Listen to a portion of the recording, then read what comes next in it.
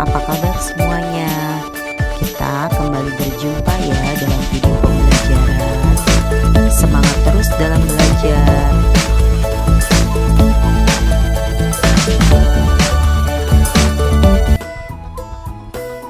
Assalamualaikum warahmatullahi wabarakatuh. Berjumpa kembali bersama Bu Nopi dalam tema 2, subtema 2, kelas 4.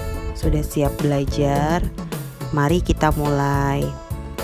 Jangan lupa berdoa ya sebelum memulai pembelajaran. Sebelumnya kita sudah belajar tentang macam-macam energi. Nah, sekarang kita akan menggali lebih jauh tentang energi dan pemanfaatannya dalam kehidupan sehari-hari. Ayo kita mulai. Kita dapat menemukan energi di sekitar kita. Energi sangat berguna untuk makhluk hidup saat melakukan kegiatan. Energi listrik adalah energi yang paling banyak digunakan di rumah. Kita harus memperhatikan penggunaan energi. Jangan sampai energi habis karena pemakaian yang tidak terbatas. Apa yang dapat kita lakukan agar energi tidak habis? Selalu berhemat akan membantu ketersediaan energi. Daripada pergi ke sekolah naik kendaraan, kita dapat naik sepeda atau dengan berjalan kaki ya. Kipas angin merupakan salah satu benda di rumah yang membutuhkan energi listrik. Kali ini kamu akan belajar membuat kipas yang tidak membutuhkan listrik. Bacalah petunjuk berikut dengan seksama dan praktekkan. Nah, sudah melihat kan bagaimana bentuk kipas yang tanpa menggunakan listrik? Pasti kamu bisa membuatnya. Mari kita perhatikan cara pembuatannya. Adapun cara pembuatan kipas kertas yaitu pertama siapkan kertas berbentuk persegi segala ukuran, kertas kado, majalah ataupun kertas koran. Yang kedua, ambil lem kertas. Kemudian yang ketiga, lipat kertas pada satu bagian ujung sekitar 2 cm. Yang keempat, baliklah kertas dan lipat lagi ke arah yang berbeda.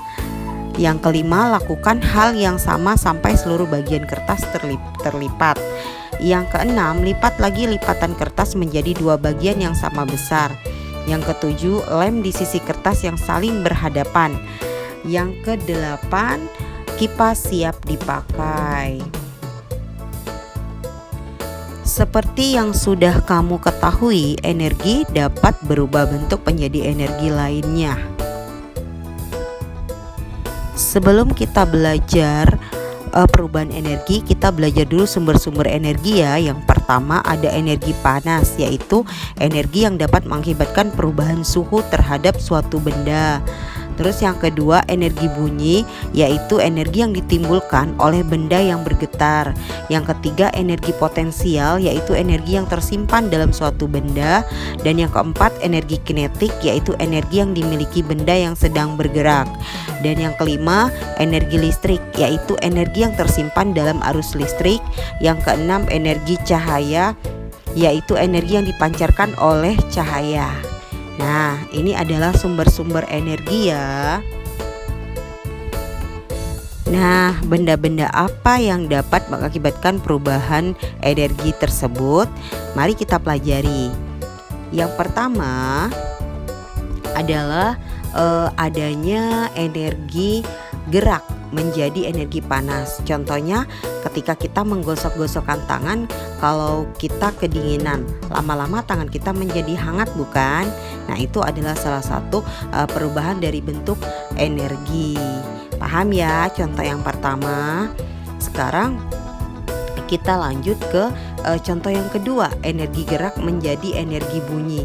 Contohnya ketika kita tepuk tangan, tangan yang kita gerakkan akan menghasilkan bunyi. Yang ketiga, energi panas menjadi energi gerak. Contohnya dengan percobaan kertas spiral yang kita gantungkan di atas lilin, api lilin, lama-kelamaan kertas itu akan bergerak karena adanya konveksi atau perpindahan panas yang disertai dengan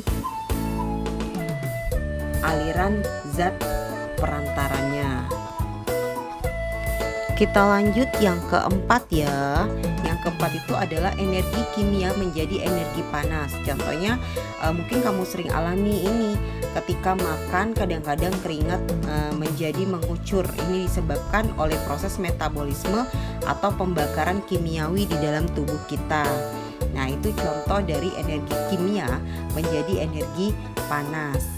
Yang kelima itu adalah adanya energi listrik menjadi panas. Contohnya setrika listrik atau solder yang digunakan. Terus yang keenam, energi listrik menjadi energi gerak. Contohnya blender, kipas angin, mesin cuci. Masih banyak lagi ya. Berikutnya energi cahaya menjadi energi panas. Contohnya ketika kita mengarahkan kaca pembesar ke daun atau kertas di bawah terik matahari, lama-kelamaan daun dan kertas itu akan terbakar. Nah, itu contoh dari energi cahaya menjadi panas. Yang kedelapan, energi listrik menjadi energi bunyi. Contohnya banyak ya, televisi, radio. Nah, itu ada contoh dari energi listrik menjadi energi panas. Dalam daftar ini ada beberapa macam contoh alat elektronik, kegunaannya serta perubahan dari bentuk energinya. Nah, contohnya yang pertama televisi, kegunaannya untuk media informasi dan hiburan. Perubahan bentuk energinya yaitu energi listrik menjadi energi cahaya, bunyi dan panas. Itu jelas ya, lengkap ya. Silakan kalian baca, kalian simak dan kalian pelajarin baik-baik.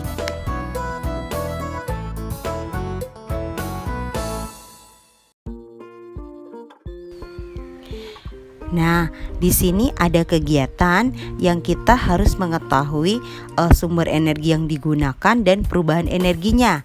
Nah, contohnya ini ada anak yang main layangan. Energi yang digunakan atau sumber energi yang digunakan yaitu angin. Perubahan energinya yaitu dari energi angin menjadi energi kinetik. Bisa diperhatikan kembali ya, contoh yang kedua, ketiga, keempat, dan kelima, sumber energi yang digunakan dan perubahan-perubahan energi yang terjadi. Jadi di situ sangat jelas ya, gambar nomor 2, nomor 3, nomor 4, dan nomor 5. Nah, sekarang tuliskan energi yang digunakan dan perubahan energi yang terjadi saat melakukan kegiatan di bawah ini. Perhatikan ya, yang pertama, ibu sedang menjemur ikan. Energi yang digunakan yaitu energi panas matahari. Perubahan energinya yaitu energi panas ke energi kimia.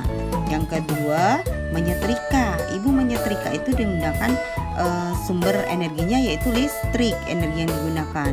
Sedangkan perubahan energinya dari energi listrik menjadi energi panas. Begitu juga yang selanjutnya ya, sudah ada contohnya tadi. Saat sedang belajar bersama di rumah Lani, Beni terlihat tidak sehat. Seringkali ia batuk. Lani kemudian dipanggil ibu. Mereka berdua berbicara di dapur. Tidak lama kemudian, Lani datang membawa secangkir air. Ia menyodorkan minumannya kepada Beni dan meminta meminumnya. Setelah itu, Beni terlihat lega. Teman-temannya bertanya kepada Lani tentang minuman tersebut. Lani menerangkan bahwa ia baru saja memberi Beni air jahe. Ibu Lani membuat minuman dari jahe yang dicampur dengan sedikit gula. Di belakang rumah Lani banyak tanaman jahe. Banyak orang percaya bahwa jahe bisa membuat tenggorokan lega saat kita batuk. Jahe pun membuat tubuh hangat. Ini adalah cerita tentang Lani. Tahukah kamu, Indonesia memiliki sumber daya alam yang bermanfaat untuk kesehatan tubuh. Sumber daya alam tersebut dijual di pasar, bisa dinikmati oleh siapa saja. Apakah sumber daya alam tersebut? Temulawak, kunyit, jahe, bawang putih, kencur, dan cengkeh merupakan sumber daya alam Indonesia yang jumlahnya berlimpah. banyak masyarakat memanfaatkan tanaman tersebut dalam kehidupannya sehari-hari. Mari kita pelajari tentang kunyit ya. Kunyit merupakan salah satu sumber daya alam yang banyak dimanfaatkan dalam kehidupan masyarakat Indonesia. Kunyit banyak dimanfaatkan sebagai bumbu dapur, obat tradisional, bahkan sebagai pewarna alami. Sebagai salah satu bahan baku obat tradisional, kunyit banyak dicari masyarakat, baik di Indonesia maupun di luar negeri. Semakin hari semakin banyak peminat kunyit dari negara-negara lain. Para petani sangat gembira dengan banyaknya peminat kunyit tersebut. Minuman kunyit asam merupakan minuman yang banyak diminum oleh penduduk Indonesia. Selain menyegarkan, minuman ini pun dipercaya memiliki manfaat bagi tubuh. Awalnya minuman ini banyak dinikmati oleh penduduk di Jawa. Namun, saat ini minuman kunyit asam dapat dinikmati oleh banyak penduduk Indonesia hampir di seluruh provinsi. Minuman ini sudah dibuat dalam bentuk yang lebih praktis, yaitu dalam bentuk kemasan. Pembeli bisa langsung menyeduhnya dengan air hangat. Nah, sudah sangat jelas ya manfaat dari kunyit, temulawak, dan banyak macam sumber daya alam yang bisa dimanfaatkan sebagai kesehatan tubuh. Silakan kalian bertanya kepada orang tua kalian ya. Wah, hebat bukan? Ternyata sumber daya alam Indonesia yang berlimpah sangat banyak manfaatnya bagi tubuh. Banyak pula peminat yang berasal dari luar Indonesia untuk membelinya. Temukanlah sumber daya alam Indonesia lainnya yang banyak dijumpai di pasar. Ayo, apalagi ya selain kunyit? Ternyata ada lagi. Ada temulawak, ada bawang putih, dan masih banyak lagi sumber daya alam Indonesia yang dimanfaatkan sebagai obat tradisional. Nah, sampai di sini Ibu harapkan kalian sudah paham. Terima kasih, sampai berjumpa kembali pada pembelajaran berikutnya.